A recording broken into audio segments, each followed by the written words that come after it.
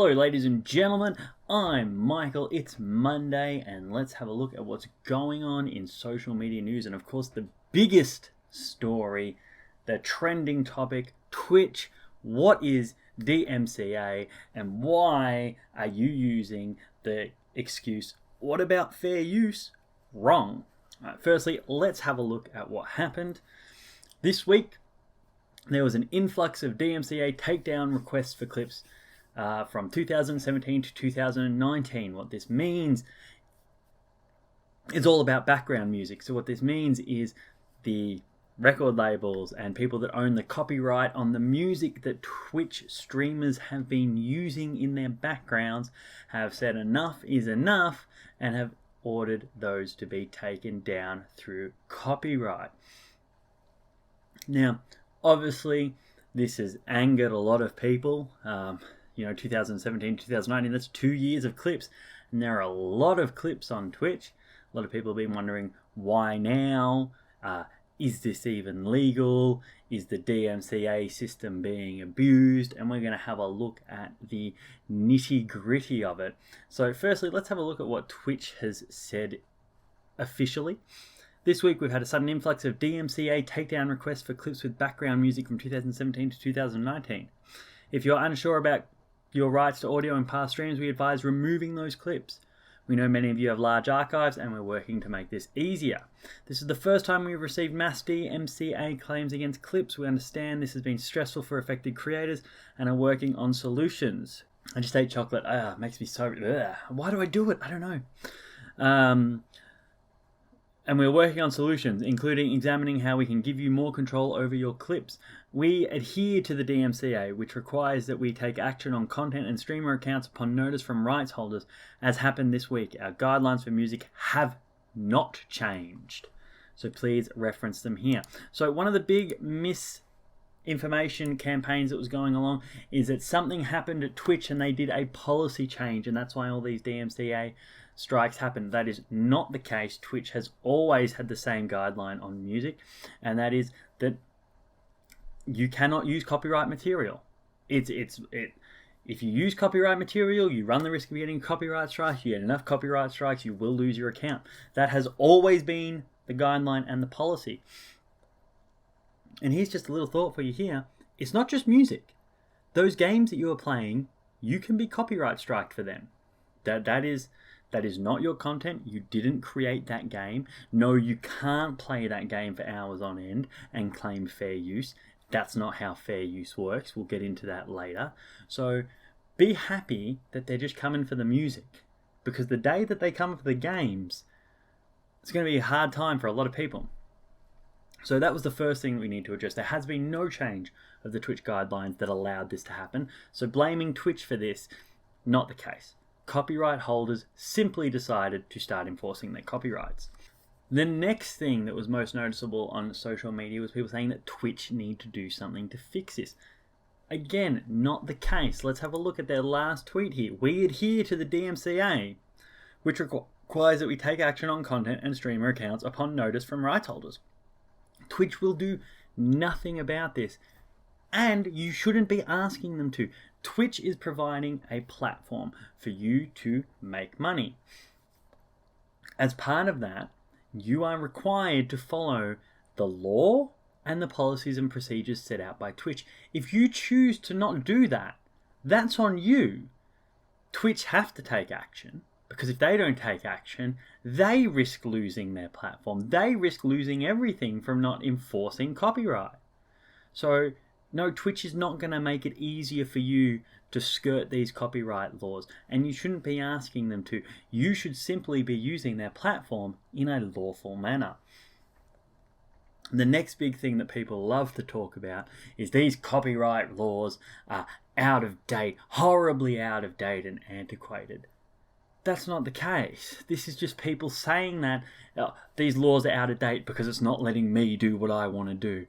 That is a horrible way of looking at it. These copyright laws are in place to protect creators. And no, not content creators. Creators. People who create music and film and art. all manner of things. That is what these laws are there to protect. They're not there to make it easier for you to use them. They're there to protect the people that create them, so they're not out of date. You shouldn't be allowed to use someone else's hard work for your game. It's as simple as that. Games are this other area where studios have decided it is mutually beneficial to have video gameplay out there because it may prompt people to go out and buy the games. Excellent. Excellent. It's a mutually beneficial arrangement for everyone. But it's not an entitlement. You play those games at the whim of those companies due to their copyright. Copyright laws are not out of date.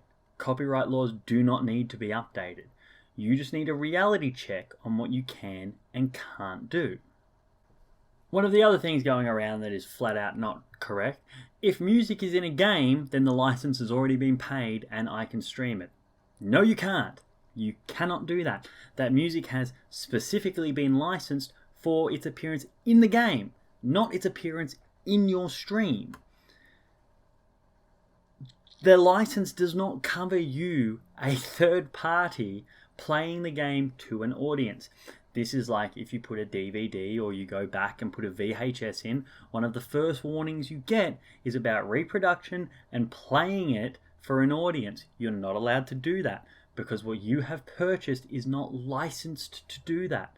That is just like when these companies pay these licenses on these music, it is not licensed to be reproduced and rebroadcasted by you to another audience.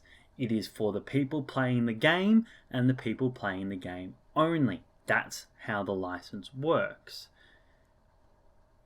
For what you're asking, you would need the developers to pay a license that would allow the music to be rebroadcast to an audience of unknown numbers.